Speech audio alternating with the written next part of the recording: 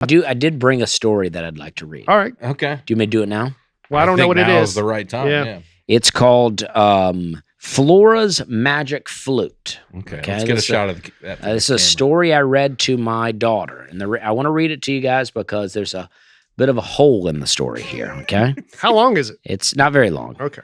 14 pages. No, it's not very long.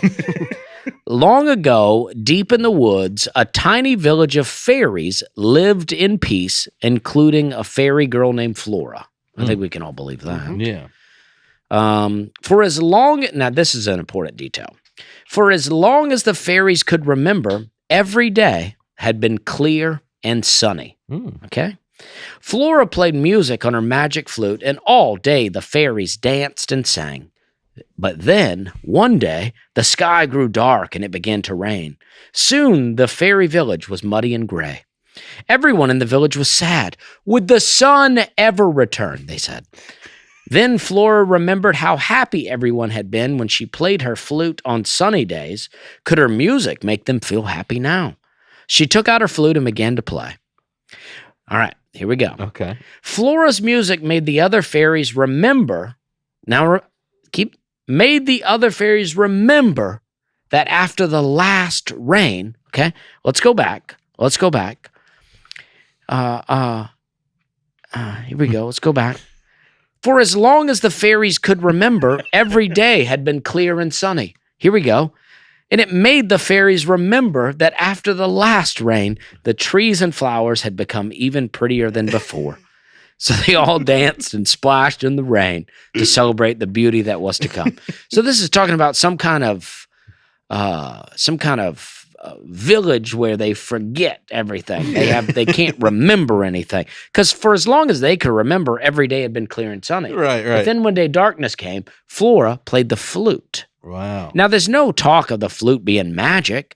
It's called magic, but it's just a flute. But somehow it's called the magic flute, but they never mentioned it being magic in the story. Oh, but they can't remember anything. Every day is bright and sunny. Then she plays the flute, and suddenly they're like, oh, we remember after the last rain. Wow. Well, every day had been clear and sunny. So what last rain? You don't think music can be... Mic drop. Let's see that book. Okay. Flora's Magic Flute, written by Stephen Hall, illustrated by Jennifer Bartlett. I'm trying to teach my kids to observe things. Mm-hmm. I mean, I want to collect all four of these. Griff Learns to Fly, Augie the Grump, and Scuttle's Diamonds. Yeah. This is a... What are you reading to your daughter? I'm reading just black and white pictures at this You're point. reading philosophy. Yeah. No, I'm not reading her Aristotle just yet, Yeah. but Black and white. it's just like a little book with a mirror in it and that kind of stuff. Oh, yeah.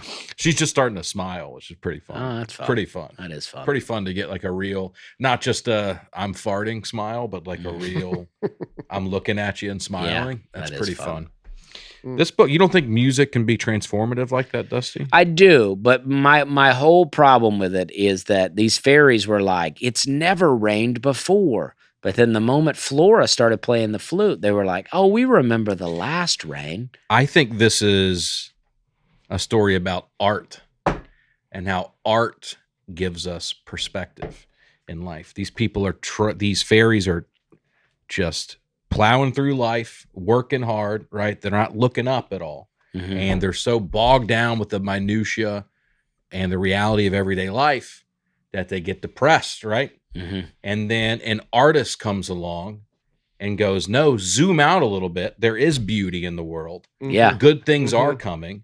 And they go, oh, and that's what art can do to people. And also like, wake up. Don't you remember it? It's rained before. I don't think it has quite that energy. Yeah, wake up, you idiots. Yeah, things don't you are gonna remember be okay. things? It rains sometimes. How do you think we're growing all these mushrooms? Mushrooms don't grow without moisture and a little bit of darkness.